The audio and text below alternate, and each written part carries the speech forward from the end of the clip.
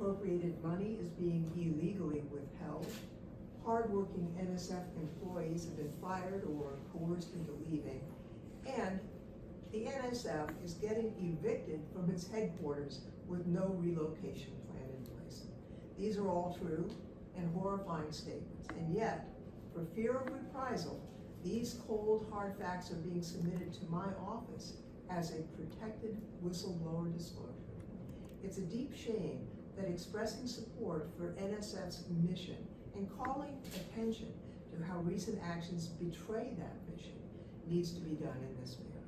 But the Trump administration has shown that it will retaliate against anyone who dares to place their civic duty and their oath to the Constitution above the president's mission to dismantle everything that has made this country great. For 75 years, NSF has made the country a destination for students, innovators, Nobel laureates, and in just over 6 months, this administration has torn that to shreds. Researchers with NSF grants can no longer trust that their funding won't be yanked away as President Trump continues his war against any ideas and institutions that don't align with his very narrow worldview. Dedicated civil servants, including people like Dr. Soriano, who have advanced degrees and want to use their expertise to contribute to our federal scientific excellence, are being mistreated day in and day out. They have a front row seat to how President Trump and his political goons are breaking the law, breaking the spirit of civil servants, and breaking the trust of our scientific community. I thank the 149 signers of the whistleblower disclosure for their bravery and their patriotism. There's no higher fulfillment of the oath you took to the Constitution than to speak out against these terrible actions.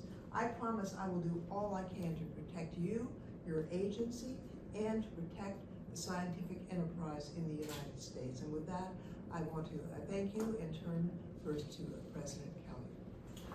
Well, thank you, Ranking Member Lofgren, to my brother, Jose.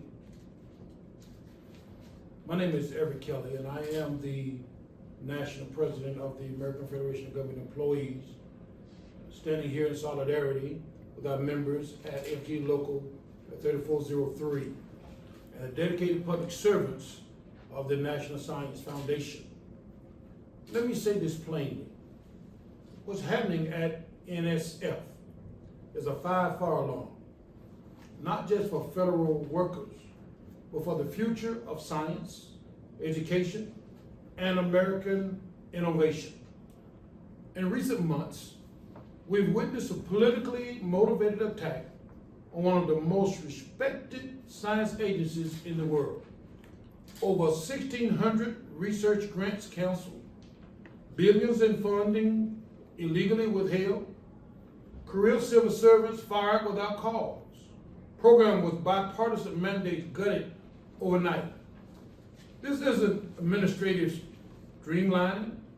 This is sabotage, driven by ideologues and not evidence. Let's be clear. These attacks on NSF are part of a much broader campaign to dismantle the merit-based civil service, replace expertise with obedience, and turn independent agencies into partisan tools. If they can do this to NSF, a nonpartisan science agency, they can do it anywhere in government.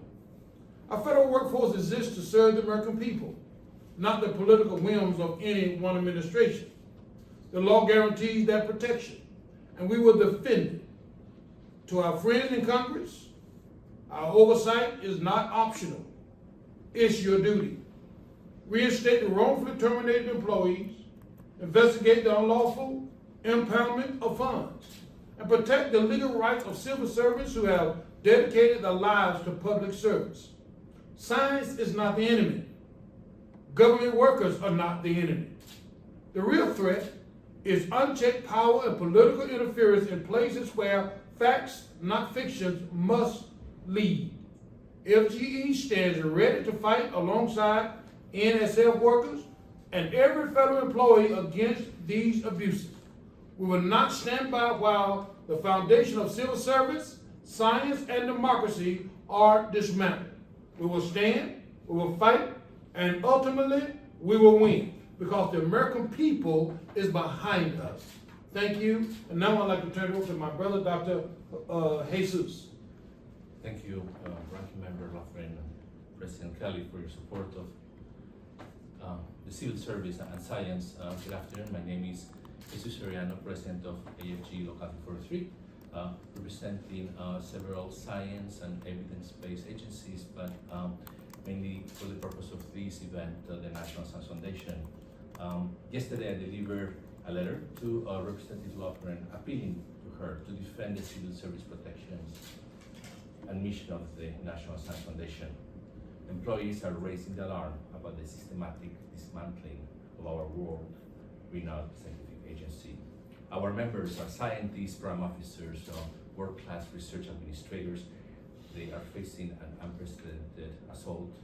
We've lost more than $1 billion in grants that have been terminated because they have their own words like Black, like woman, like Latino, like LGBTQ, etc.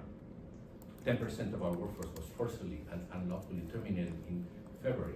And since then, thanks to the forks and knives that the administration is using against science and civil service, we've lost already a third of our workforce. Monies have been not only cancelled, but held, and the scientific enterprise is suffering. But we are not backing down. A few days ago, employees from the Environmental Protection Agency, another venerable science-based agency, dare speak. The administration then suspended 144 employees in retaliation. Well, yesterday, in our letter to Ranking Member Lofgren, for each EPA employee suspended, one NSF scientist stood up to say enough is enough. We will not be silenced while the administration destroys America's global leadership in science, innovation, and entrepreneurship. We are not backing down. We are mobilizing like ever before. We are documenting retaliation, supporting whistleblowers, and demanding accountability. People who have never spoken out before stand shoulder to shoulder to protect one another, to defend the integrity of science, and most importantly, to defend the communities we serve. We've never had to do anything like this. But when civil service protections are stripped away and the scientific merit is replaced by political loyalty, we have no choice because we have an oath to the Constitution and to serve our country. We call on Congress to stop the firings, release funds, stop meddling politically with science, defend independence of the agency and the workforce. We took an oath to serve the public. Now we ask Congress to do the same. Thank you. Thank you very much. At this point, if we have questions from the press, we'd be happy to try and answer them. So, Dr. Soriano, I believe in the letter that was sent out, it alleges some sort of, covert secondary review for grants. Can you provide us with any more details on what is going on there? Yes, so the main review process of NSF has been established by law, basically. It has been built over 75 years. It ensures that when a scientist, an educator, an engineer submits a proposal, it will be reviewed on the merits without conflict of interest and following any law and regulation. And then when the money is awarded, if it's awarded, that those taxpayer dollars funds can be used properly for the purpose that was awarded.